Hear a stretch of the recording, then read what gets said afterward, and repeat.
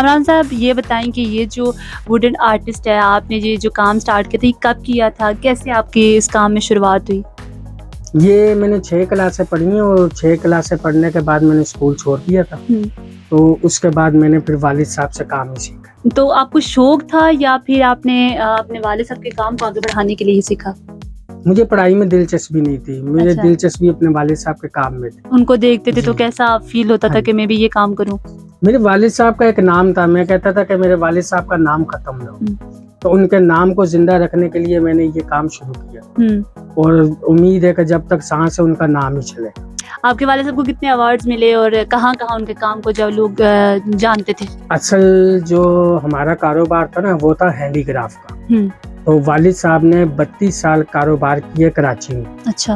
तो तकरीबन हर मुल्क में वो गए भी हैं और बहुत से वजीर हैं जिनके अवार्ड मेरे पास पड़े हुए। मतलब है कि उनका एक अच्छा नाम था। तो वो बड़े फख्र से काम करते थे।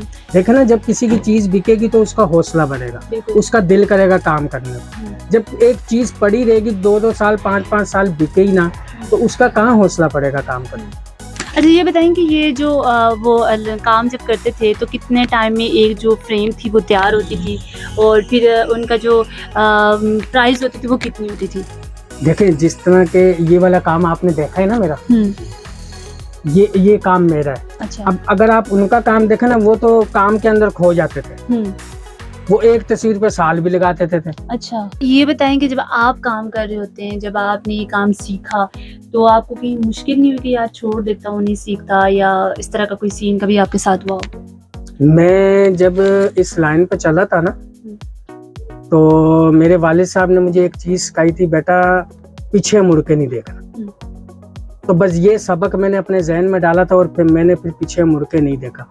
कोई भी काम है आखिर उसमें तकलीफें आती जरूर है, अगर इंसान हिम्मत करे तो वो कामयाब हो जाता है। तो किस बेस पे सोचते हैं कि मैंने मतलब किस चीज को देखकर सोचते हैं कि मैंने ये चीज बनानी है? पहली तो बात है, देखे कोई भी तस्वीर है ना, उसको जब हम ड्राइंग करते हैं तो बास टाइम महीना भी लग जाए, तो उसको देखना पड़ता है सिर्फ ड्राइंग करने के बाद। पहले आप पेज पे ड्राइंग करते हैं इसकी? हाँ, उसके बाद महीना लग जाए तो उसे हम देख रहे हैं अब हमने कौन सी लकड़ी कहाँ लगानी है, तो उसके बाद हम शुरू करते हैं। तो कौन सी लकड़ी जब ज्यादा यूज करते हैं, कहाँ से लाते हैं ये मटेरियल?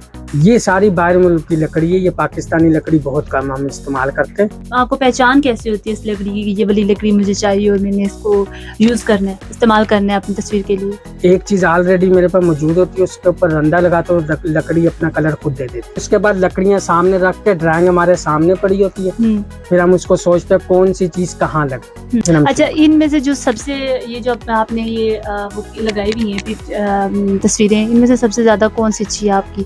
इनमें से वो ऊपर बड़ी वाली तस्वीर है, वो मैंने वालिद साहब के फौत होने के बाद बनाई थी।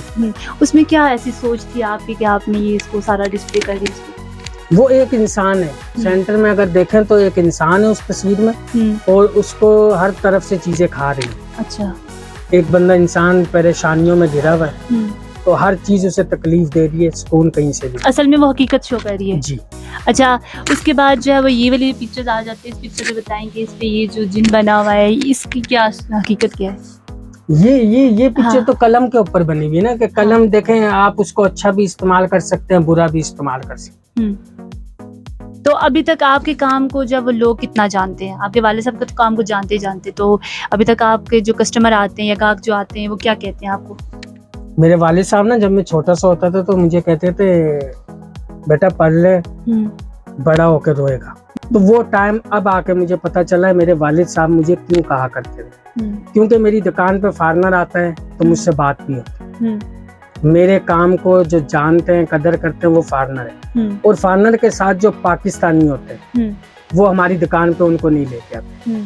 आपने अक्सर एक चीज नोट की होगी कि कोई भी गोरा है वो ज्यादा बड़ी दुकान को पसंद करता है, क्योंकि वो जो साथ पाकिस्तानी उसका कमीशन तय हुआ है, जहाँ पे उसको ले जाया जाता है वहाँ पे उसका कमीशन तय हुआ होता है, तो वो उनके सामने जाता भी नहीं है, गोरों को आगे कर देता है, बाद में वो अपना कमीशन ले जाता है। अगर ये पाकिस्तानी हमारे अच्छे हो, मुझे ये बात कहनी नहीं चाहिए, मैं खुद एक पाकिस्तानी हूँ, बिल्कुल, अगर ये पाकिस्तानी हमारे अच्छे हो तो हम इस छोटी दुकान पे छोटी से हम बड़ी भी बना सकते। बिल्कुल ऐसा ही। तो आप चाहते हैं कि आप इस काम को आगे लेकर चलें और आपकी हेल्प की जाए या किसी थ्रू भी?